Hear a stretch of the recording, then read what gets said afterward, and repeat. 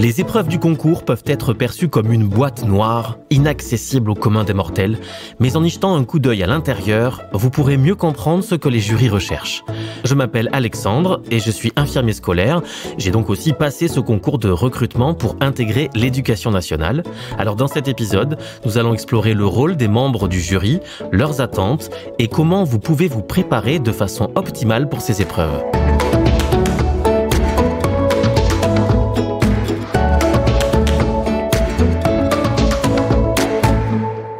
Le jury du concours d'infirmière scolaire est nommé par le recteur d'académie. Il est composé d'experts de l'éducation nationale au profil plutôt varié.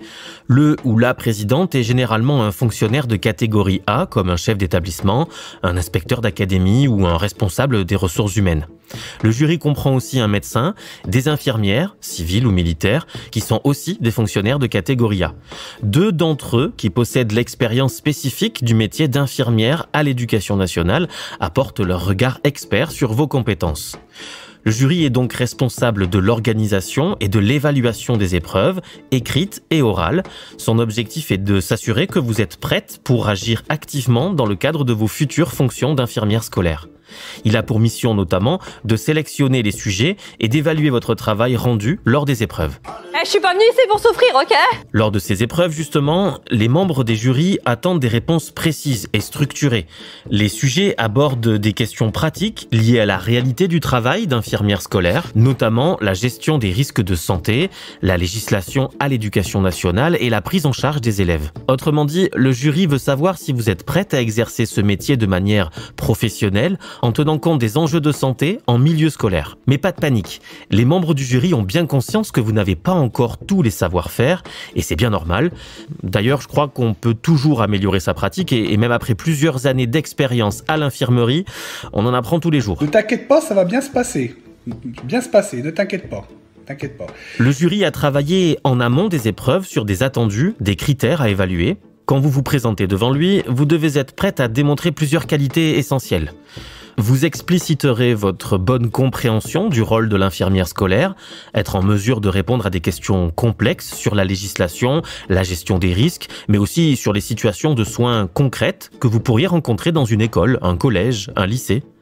Vos réponses doivent être claires et directes. Chaque question mérite une réponse précise et vous pouvez soutenir votre propos par des exemples pratiques et pertinents.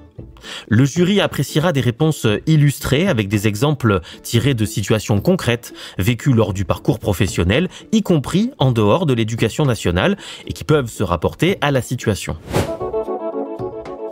Une fois le concours clos, le jury rédige un rapport détaillé.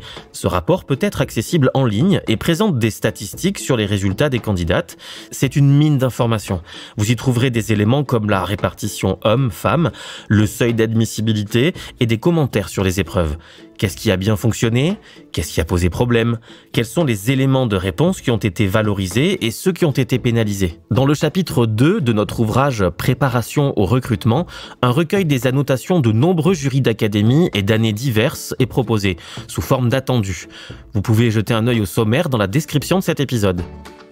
En résumé, le jury du concours est composé de professionnels ayant une vision claire des attendus, c'est-à-dire la démonstration de vos compétences et de votre capacité à gérer des situations concrètes en tant qu'infirmière scolaire. La théorie est à réviser, mais l'application des connaissances se démontre de manière concrète. Ce concours n'est pas uniquement un test de connaissances, mais aussi et surtout de savoir-faire et de savoir-être. Si vous cherchez des lectures à ce sujet sur Internet, vous pouvez aussi y trouver ce concept sous le terme de hard skills et soft skills. Prochain rendez-vous, un épisode sur les solutions alternatives pour entrer à l'éducation nationale sans passer par le concours pour devenir infirmière scolaire. Je vous proposerai un tour d'horizon des différents recrutements possibles. À bientôt à l'infirmerie.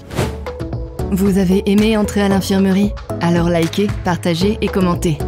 Retrouvez tous les épisodes sur vos plateformes de streaming préférées et sur nos réseaux sociaux @l'infirmerie.